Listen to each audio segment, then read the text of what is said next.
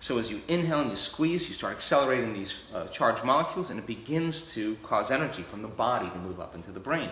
Get to all the way up, you follow it all the way to the top, and you squeeze like that. The act of compressing that fluid into the back of your brain causes pressure against the pineal gland.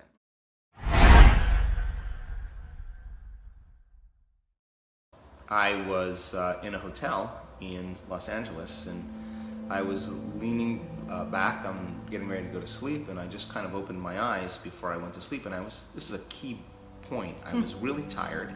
So I know my brain waves were moving from beta to alpha to theta. Theta is that kind of realm where you're half awake and half asleep, and there's a little door where you all of a sudden can go very lucid.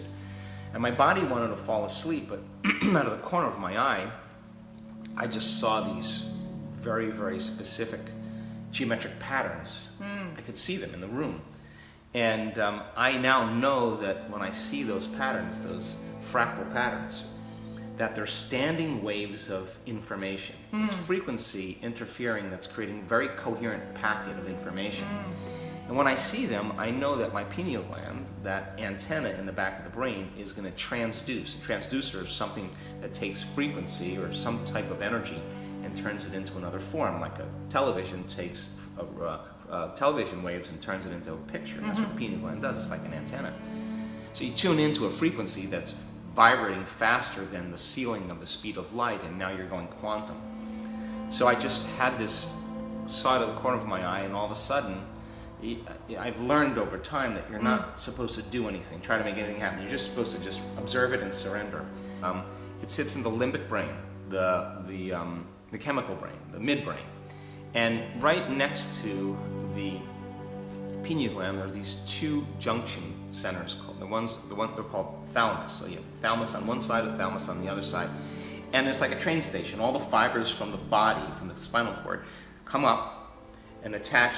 They connect like this, and then there's a big ring, and then all the fibers that go up to the other parts of the brain connect there, and there's just can go relay in all different directions. The pineal gland sits right between them. So how are you going to activate that gland? Well, we now know that once you open your heart and you can create a kind of level of love and gratitude, you can begin to open the center. This center is the center of oneness and wholeness. This is our connection to the unified field. In fact, when this center becomes coherent by practice, it begins to produce a measurable magnetic field and energy. And that energy is a frequency, and that frequency causes a change in information we're emitting. So once energy makes it here, it shows it acts as an amplifier to cause more energy to move up into the brain. So now we have more energy going to the brain, so we practice doing that as a community. So then we do a breath. We do a breath, a specific breath, to begin to take all the energy that you use for orgasm, all the energy used to digest a meal and metabolize, all the energy that you use for the stress response and emotional reactions. Instead of those first three centers are energy consumers. We draw from the field. We draw from that field around our body, and we turn it into chemistry. We're tapping the life force when we do it. It's a choice. You do it over too much time, you shrink your energy field. Now you're matter trying to change matter. And we tend to feel those emotions, and we think equal to how we feel. If you feel like a failure, you think you are a failure. And the more you think you're a failure, the more you feel like a failure. And the repetition of that cycle is taking thought as energy and storing it emotionally in these lower centers. So a lot of people have a lot of stuck energy in their body. So the breath is designed to pull that energy up the spine all the way to the brain. Now when we get to the brain, we contract those muscles and we squeeze. And when we do that, we're moving the fluid inside the closed system of the spinal central nervous system, the brain, the skull, the spinal column, the spinal cord. There's fluid in there called cerebrospinal fluid. And as we accelerate that fluid, the fluid is made of proteins and salts in solution, charged molecules. So as you accelerate a charged molecule, you create what's called an inductance field. So as you inhale and you squeeze, you start accelerating these charged molecules, and it begins to cause energy from the body to move up into the brain. Get to all the way up, you follow it all the way to the top, and you squeeze like that. The act of compressing that fluid into the back of your brain causes pressure against the pineal gland. And the pineal gland can respond because it has tiny little crystals in it, stacked on top of each other. And when you compress those crystals, you take a mechanical stress and you begin to create an electrical charge. It's called the piezoelectric effect. And so the act of doing it over and over again, as you start to compress those crystals, begins to electrically charge that system. And now the pineal gland begins to produce a resonant electromagnetic field. And the crystals can only stretch so far, and then the field reverses. When it reverses, it compresses the crystals again. And now you have a little antenna going on there. Now, when energy finally starts to move to the brain, all of a sudden the sympathetic nervous system switches on, and now your brain goes into what's called gamma brainwave patterns. Very super conscious, super aware state. Now, that's what you call supernatural. Becoming supernatural. Now, when you go into gamma, it's the ultimate state. It's the ultimate state of heightened awareness. Now, the type of gamma that we're capturing in our brain research is so far outside of normal, not a little outside of normal. Like there's a bell curve where most people exist, you know, like if you were to measure eyesight or height or hearing or liver enzymes, we took 100 people, you would see the same curve. You have most of the people in the normal, then you have a little better, a little worse, and then a lot better and a lot worse. And that makes about 99% of the population. And we could say if you divided it equally, they're called standard deviations. 3 standard deviations above normal, 3 standard deviations below normal makes up 99% of the population, no matter what we're measuring. The measurements we're getting are 200, 300, 400, 500 standard deviations outside of normal. The amount of energy in the brain during that moment is not coming from some thread in the outer environment. It's coming from the energy, the very life force that's stored in the body. And it's a choice. And it's a choice. Now, when that happens, the pineal gland then begins to release very powerful chemicals that are going to take that frequency the brain is processing and turn it into very profound visual imagery. Melatonin, the nighttime neurotransmitter, gets an upgrade. Now you go lucid. Now your brain becomes more electric, just the same chemical found in an electric eel. Your brain all of a sudden moves into stasis. It releases benzodiazepines, just a sister molecule, which is Valium. The analytical mind is sedated. And now the autonomic nervous system, we see this on our brain scans, is on fire. So then when that happens, I mean, we look at light. The moment our brain perceives light, it sends a signal right to the pineal gland, and the brain starts making serotonin. Serotonin's the daytime neurotransmitter that kind of gets us up. We process beta brainwave patterns. We're aware of our body in space and time. When night comes along, the inhibition of light takes serotonin and turns it into melatonin. Melatonin's kind of a nighttime neurotransmitter. So what I'm saying is that the wavelength of visible light causes us to function in this three-dimensional reality. So then what happens when the pineal gland is activated? Your eyes are closed, and all of a sudden it starts picking up frequencies that are faster than the speed of light. Wavelengths faster than the speed of light. Well, Einstein said E equals mc squared. The ceiling of everything in this three-dimensional reality is the speed of light. Anything that travels faster than the speed of light, matter turns into energy. So now you're going quantum.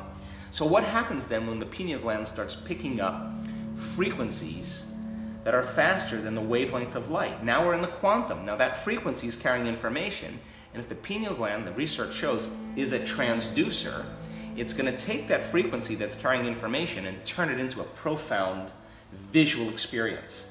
And when it's visual like that, the hallucinogenic chemicals that's created, now you're not just dreaming. Melatonin makes you dream.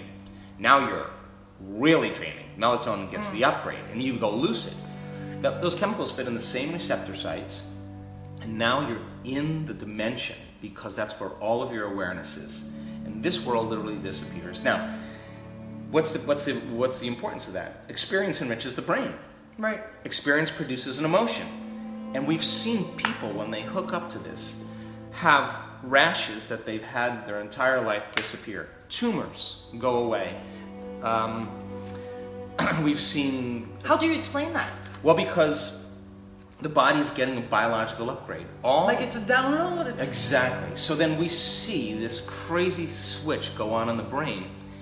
And now, right on the top of the head on our brain scans, this area is very, very activated. So energy is moving out as you start to accelerate those charged molecules. You're creating a magnet. You're moving those charged molecules and right to the top of the head, and now that's producing this very powerful electromagnetic field, a torus field. Now, once the pineal gland is signaled, the pineal gland sends a signal right to the pituitary. And now the pituitary has a posterior aspect, and the pituitary begins to release two profound chemicals, oxytocin and vasopressin. Oxytocin is the love chemical. Oxytocin signals nitric oxide. Nitric oxide causes the arteries in your heart and lungs, right in this area, to begin to swell. Now, you're feeling an incredible love for life, a joy for existence. You are so grateful for the moment. Now, gratitude is the ultimate state of receiving. When you get something, you give thanks. The signature means it's already happened emotionally. So once this center swells and you feel grateful, you're in the perfect state to receive. Now there's a reverse field. This field's going this way. Once you feel gratitude, now there's a reverse field, and we see it right in the brain scan, right here. That energy is coming right down into the body, and people say it was like my body was filled with light. Now what's that? Why is that important? Because the second chemical is called vasopressin, anti-diuretic hormone. What does that do? It causes the cells to retain water and to swell. So water is the perfect conduit for electricity, for electromagnetism. It needs a medium. So now the cells swell so they can tolerate a greater frequency. And all of a sudden, inside the cell, if you were to take a cell and you were to blow all the snot off the cell, you would be left with these skeletal structures called microtubules. Many scientists call them the seat of consciousness. They're tiny protein filaments, and they vibrate. So all disease is a lowering of frequency and an incoherent message. And if cells, you start to understand cells emit light and information.